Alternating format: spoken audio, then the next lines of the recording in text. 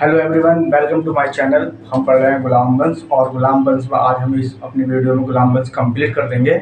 और आज हम पढ़ते हैं नेक्स्ट बादशाह बलबन के बारे में पढ़ते हैं हम। बलबन जो हमारे रहे 1266 से 1287 तक, इनके बारे में हम जानते हैं। बलबन के बारे में, बलबन भी एक इल्तुतमिश के दास थे। इल्तुतमिश के दास, ये दास रहे इल्तुतमिश के, और ये सुल्तान बनने से पहले 7 पदों पर, अलग अलग बादशाहों के पीरियड में 7 पदों पर रहे। 7 पदों पर रहे, जिसमें इन्होंने इल्तुतमिश ने इनको दिया था खास तार का पद दिया था। उसके बाद रजिया ने इनको अमीर शिकार का पद दिया। उसके बाद बहराम शाह ने इनको अमीर आखुर का पद दिया। उसके बाद अलाउद्दीन ने इनको अमीर हिजाब का पद दिया। और सबसे महत्वपूर्ण पद जो इनको मिला, नयाबे मुवल्लिकात यानी कि उप सुल्तान का पद जो मिला इनको, वो नसरुद्दीन महमूद के शासनकाल में इनको मिला। अब बलबन के बारे में इतिहासकार क्या कहते हैं, थोड़ा सा इतिहासकार को हम पढ़ते हैं। बलबन के बारे में इतिहासकार हैं, बलबन के टाइम के इतिहासकार हैं बर्नी। बर्नी के अनुसार बलबन मलिक से खान बना, खान से सुल्तान बना। और बर्नी के अनुसार, बर्नी कहता है कि खुदा ने इनको बादशाह बनने के जो प्रतीक थे वो इनके अंदर थे। और बर्नी कहता है कि बलबन खुफिया कातिल और जनता का पिता और एक नायाब था। इसी के साथ बलबन का जो और इतिहास है वो मिलता है हमें अगले, जो है एक शिलालेख है जिसका नाम है पालम बावली शिलालेख। पालम बावली शिलालेख है ये। इसके रचनाकार थे आपके योगेश्वर पंडित। योगेश्वर पंडित थे। और इसकी जो था ये मिला था आपको 1281 में। ये 1281 ईस्वी में शिलालेख है, और इसके लेखक हैं हमारे योगेश्वर पंडित।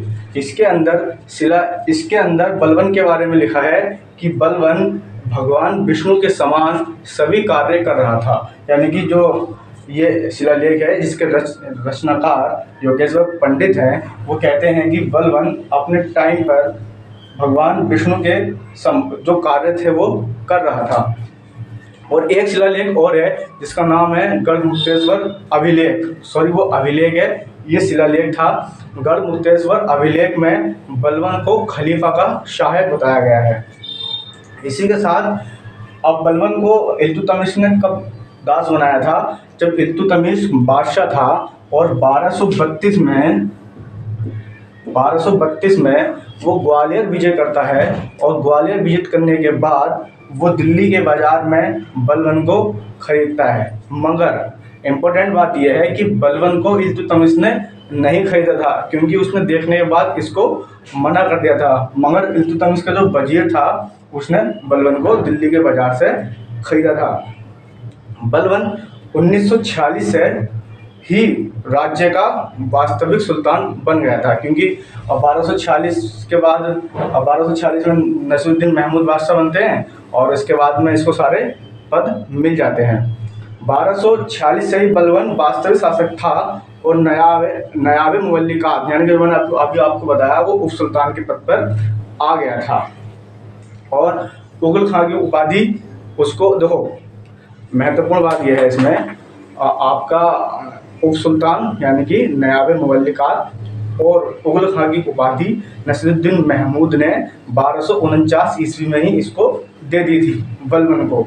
बलबन ने सुल्तान बनने के जो प्रतीक थे, छत्र थे, वो उसका प्रयोग उन्होंने नसरुद्दीन महमूद के शासनकाल में कर दिया था, क्योंकि उसको बहुत सारे पद दे दिए थे, नायब का पद दे दिया था। और नसरुद्दीन महमूद के जीवन काल में ही इसको सुल्तान के नाम से पुकारा जाता था। अब हम पढ़ेंगे बलबन की कुछ जो समस्याएं थी। बलबन जब सुल्तान बना उसके बाद जो प्रॉब्लम थी, हम उसके बारे में पढ़ते हैं। सबसे पहली जो प्रॉब्लम थी इसको शासन बनने में, वो थी मेवातियों, कटिहारों और बंगाल का विद्रोह और मंगोलों की शक्ति। इसने क्या किया, बलबन ने, जब बलबन सुल्तान बना तो मैब जो जनजाति थी, जो दिल्ली के पास का जो दोआब का इलाका है, वहाँ पे मैब जनजाति का एक आतंक टाइप का था, जिससे इतिहासकार कहते हैं कि दिल्ली में शाम होने से पहले पहले दिल्ली के हर दरवाज़ा बंद हो जाता था। इतना आतंक मचा रखा था इन्होंने। जब जैसे ही बलबन सुल्तान बनता है, सबसे पहले सुल्तान बनने के बाद बलबन मैब जनजाति का दमन करता है, और उसका दमन करने के बाद दिल्ली की सड़कों पर मैब जनजाति का यानी कि डाकुओं का या आतंकवादियों का ये एक तरीके से सफाया कर देता है। और सबसे पहले ये वहाँ पे किला बनाता है जिसका नाम होता है गोपालगिरी किला, और वहाँ अफगान सरदारों की नियुक्ति करता है। उसके बाद ये दिल्ली के 4 कोनों पर किले बनवाता है, जिसमें भोजपुर, पटियाली, काम्बली और जलाली। वहाँ पर ये सब अफगानी सरदारों की या अमीरों की या ऑफिसरों की नियुक्ति करता है। उसके बाद जब बलबन सुल्तान बना, उस टाइम बर्नी के अनुसार, क्योंकि बर्नी लिखता है कि उस टाइम के अधिकारियों ने, यानी कि जो बलबन सत्तारूढ़ हुआ, तो उस टाइम के अधिकारियों, अमीरों, सरदारों ने बिना कुछ कहे, बिना वाद विवाद के बलबन को अपना सुल्तान स्वीकार किया, ताकि बलबन उनका सुल्तान बना। और बलबन ने क्या कर रखा था, बलबन ने दमन नीति का सबसे बढ़िया इसने अपना रखी थी, रक्त और युद्ध की नीति, यानी कि या तो मान जाओ या फिर युद्ध करो, ये बलबन की नीति थी। इसामी इतिहासकार हैं, वो भी इसके बारे में लिखते हैं कि बलबन जब सत्तारूढ़ हुआ तो किसी ने, कोई अमीर, कोई सरदार, किसी ने कुछ बवाल नहीं किया, सबने इसकी सुल्तान बनना स्वीकार किया था। अब उस टाइम पे मेबो और कुछ बुंदेलखंड के लोगों ने विद्रोह किया, तो इसने बुंदेलखंड के लोगों का विद्रोह दबाया। फिर बंगाल में विद्रोह हुआ। बंगाल जो था आपका 1254 में ही स्वतंत्र हो गया था ये, ठीक है। 1255 में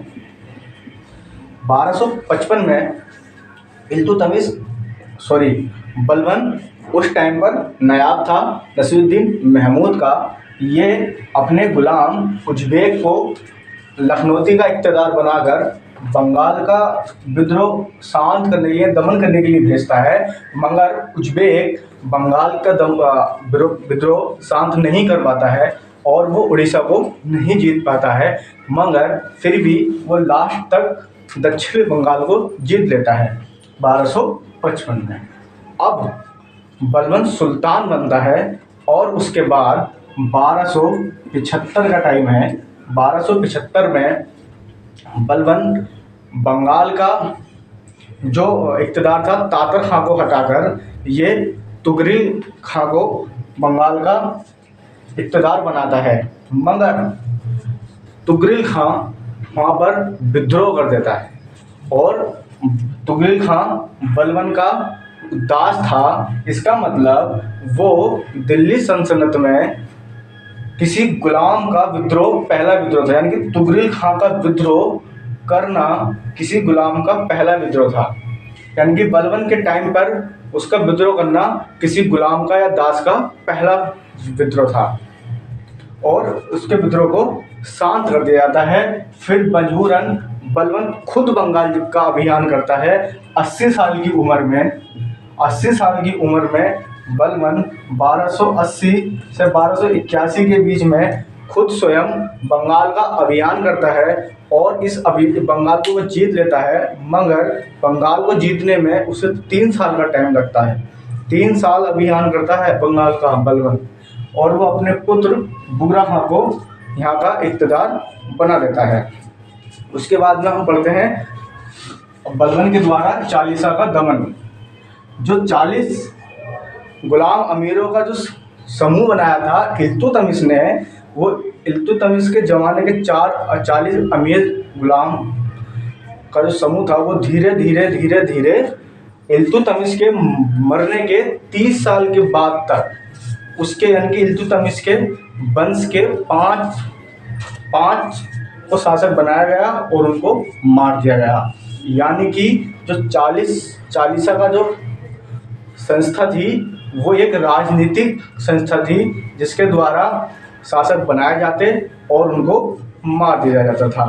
बलबन भी स्वयं पहले सुल्तान बनने से चालीसा का सदस्य था। वो जानता था कि इस संस्था का क्या काम है या इस समूह का क्या काम है। इसलिए बलबन ने अपने सदस्य रह चुका था पहले से ही, उसको पता था कि इनकी क्या हरकत है, वो सब वाकिफ भी था। और उसने क्या करा, बलबन ने उनका दमन करना स्टार्ट कर दिया। जो इसने क्या बलबन ने किया क्या बलबन ने किया जो एक मिनट बलबन ने किया जो निम्न कोटि के तुर्क गुलाम थे, अमीर थे, उनको इतने मतलब बड़े पद दिए, जो चालीसा के जो सदस्य थे उनके सामान लाकर उनको उसने खड़ा कर दिया। अब जब वो सामान आके खड़ा हुए तो चालीसों का थोड़ा सा शक्ति में कमी आई। और उस टाइम तक तो जब तक बलबन सुल्तान बना, जब तक तो बहुत सारे चालीसा के सदस्य मर चुके थे और जो बच गए थे वो बलबन ने मरवा दिए थे। इस तरीके से बलबन ने चालीसा का समूह का दमन कर दिया था। इसका विद्रोह, इसका सबसे बड़ा प्रबल शत्रु था इसका चचेरा भाई शेर खां। किसका? बलबन का।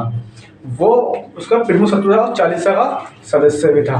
ध्यान रखना, महत्वपूर्ण इम्पोर्टेंट क्वेश्चन इसमें यही है कि कौन सा चालीसा का सदस्य था जो मंगोलों से मिला हुआ था।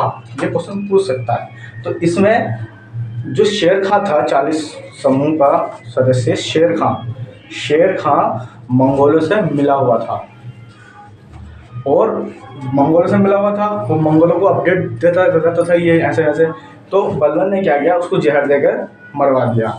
बलबन का ने शेर खां का भी काम खत्म कर दिया और खत्म हो गया। अब पढ़ते हैं बलबन के प्रकाशनीय सुधार जो बलबन ने किए। बलबन ने सबसे पहले बनाया आपका दीवाने अर्ज उसने पद बनाया। उसके बाद उन्हें जिलों को शिपों का रूप दिया। ये दिया था आपको 1279 में उसने दिया। उसके बाद में उसने बरीद का मतलब होता है गुप्तचर यानी कि मुखबरों का समूह बनाया, जो उसके शासनकाल का एक महत्वपूर्ण हिस्सा थे। बरीद उसके शासनकाल का एक महत्वपूर्ण हिस्सा थे। उसके बाद में उन्होंने साहिब दीवान बनाया। साहिब दीवान जो था वो प्रांतों के लिए था। जो प्रांतों के मुखिया होते थे उनको ज़्यादातर साहिब दीवान कहा जाता था। उसके बाद खलीफा। और इसी तरीके से 1287 आते 1287 में बलबन की मृत्यु हो जाती है। 1287 में बलबन की मृत्यु हो जाती है। उसके बाद अगले बादशाह बनते हैं। अगले बादशाह हैं इसमें, अगले बादशाह का नाम है इसमें कैकुबाद